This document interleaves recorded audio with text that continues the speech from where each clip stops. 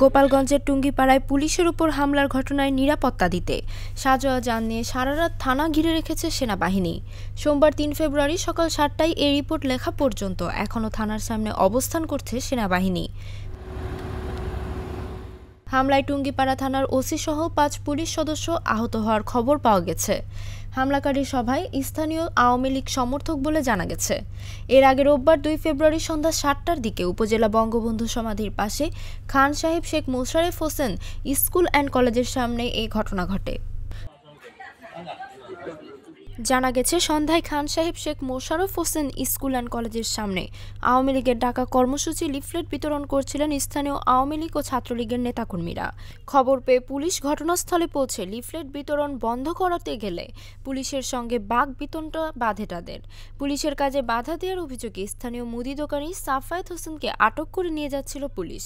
এ সময় মসজিদের মাইকে ঘোষণা দিয়ে পুলিশের গাড়ি আটকে ভাঙচুর ও কয়েকজন পুলিশ সদস্যকে অবরুদ্ধ করে হামলা চালান স্থানীয় আওয়ামী লীগ সমর্থকরা।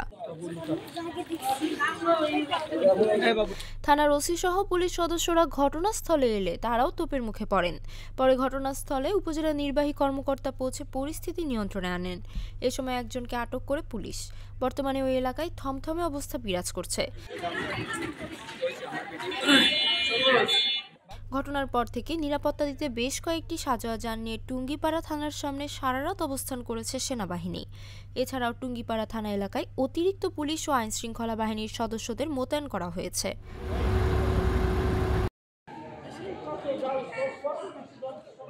টুঙ্গিপাড়া উপজেলা নির্বাহী কর্মকর্তা মইনুল হোসেনের সঙ্গে কথা হলে তিনি বলেন, মসজিদের মাইকের ঘটনা শুনে ছুটে গিয়ে দেখি পুলিশের গাড়ি ভাঙচুর করে ফেলে রাখা হয়েছে।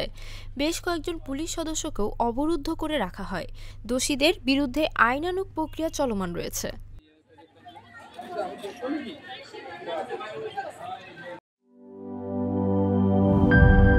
টাইলক্স, যার অ্যান্টিব্যাকটেরিয়াল এজেন্ট টয়লেটের কোনায় কোনায় পৌঁছে ৯৯% জীবাণু ধ্বংস করে। টাইলক্স টয়লেট ক্লিনার, ক্লিন মানেই টাইলক্স।